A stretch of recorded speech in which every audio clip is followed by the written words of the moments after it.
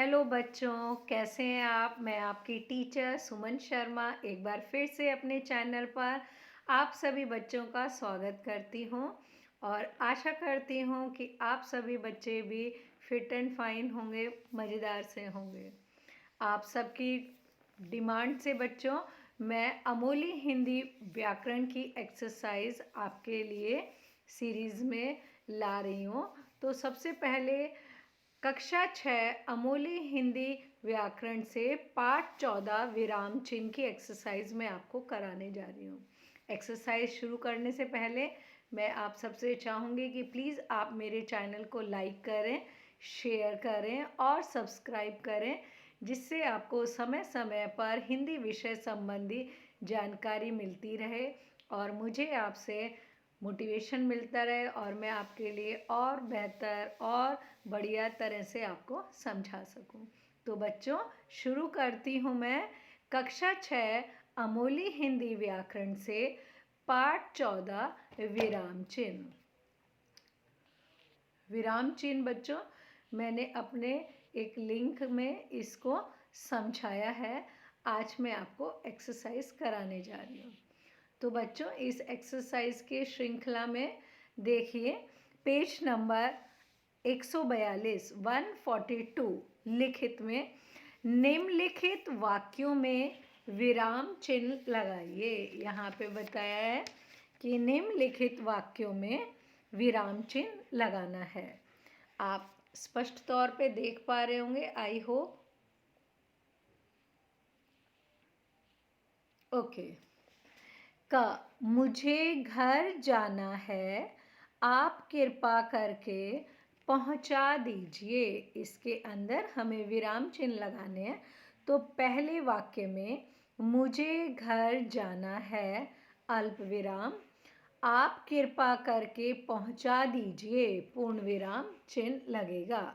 दूसरा, मेरी छोटी बहन मेरी सब बातें सुनती है के बाद पूर्ण विराम लगाएं। ग सूर्योदय होते ही यहाँ चहल पहल शुरू हो जाएगी। इस वाक्य के अंदर ये सरल वाक्य है और आखिर में पूर्ण विराम चिन्ह लगेगा। घ तुम्हारे पास कौन सा टीवी है। यहाँ पर कौन बीच में आया है तो ये हो गया बच्चों प्रश्न सूचक। घ आकाश ने ही राधे लाल जी का इलाज किया है। डॉक्टर के बाद यहाँ पर आएगा लाघव चिन्ह और इलाज किया है अंत में पूर्ण विराम। इसके बाद च दिशाएं 4 हैं, क पूर्व, ख पश्चिम, ग उत्तर, घ दक्षिण। इसके अंदर 4 दिशाएं हैं।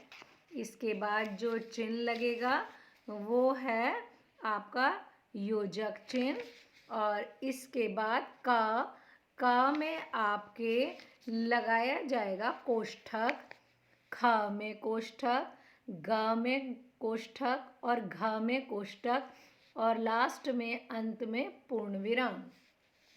आई होप आप सबने इधर से देख लिया होगा। अगला प्रश्न हम करते हैं प्रश्न नंबर 2। निम्नलिखित विराम चिन्हों के सही नाम चुनकर लिखिए। क में पहला जो सिंबल चिन्ह है वो है प्रश्न सूचक। दूसरा ख विस्मय आदि बोधक, ग अल्प विराम, घ लाघव चिन्ह, ण कोष्ठक, च उद्धरण चिन्ह, छ पूर्ण विराम, ज अर्ध विराम। आई होप आप सबने देखकर अच्छे से उतार लिया होगा। अगला जो है वो है एक अनुच्छेद। निम्नलिखित अनुच्छेदों में सही विराम चिन्ह लगाइए। यहाँ पर सही विराम चिन्ह लगाना है। देखिए ध्यान से। कई दिनों बाद नकुल से बातचीत होने पर उसने बताया के बाद अल्प विराम और फिर आप लिखेंगे उद्धरण चिन्ह। हाँ, फिर अल्प विराम। उसके घर खेती बाड़ी होती है, पूर्ण विराम। गाय, गाय के बाद आपको लगाना है योजक चिन्ह। भैंस भी है, पूर्ण विराम और उद्धरण चिन्ह बंद करना है। तब मैंने उससे पूछा, अल्प विराम। अल्प विराम के बाद आप लगाएंगे उद्धरण चिन्ह। दफ्तर के बाबू लोगों की भी कभी कुछ खातिर करते हो, प्रश्न सूचक और उद्धरण चिन्ह बंद। नकुल ने दीनतापूर्ण आश्चर्य से कहा, अल्प विराम, उद्धरण चिन्ह, हजूर, फिर अल्प विराम, मैं सरकारी लोगों की क्या खातिर कर सकता हूँ, प्रश्न सूचक चिन्ह और उद्धरण चिन्ह बंद का कॉलम। ठीक है। अगला प्रश्न है प्रश्न 4। उचित विकल्प पर सही का चिन्ह लगाइए।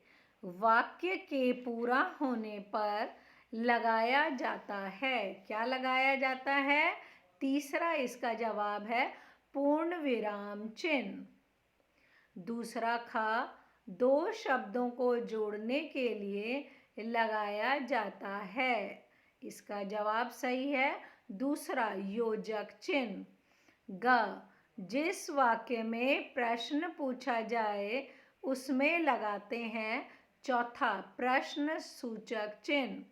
घ, किसी के कथन को ज्यों का त्यों व्यक्त करने में लगाते हैं दूसरा उद्धरण चिन्ह। ण, आखिरी, किस विराम चिन्ह में पूर्ण विराम की तुलना में लगभग आधे समय के लिए रुकते हैं दूसरा अर्ध विराम चिन्ह। आई होप विराम चिन्ह चैप्टर की एक्सरसाइज आप सबने कर ली होगी और समझ ली होगी। ओके बच्चों, बाय, टेक केयर।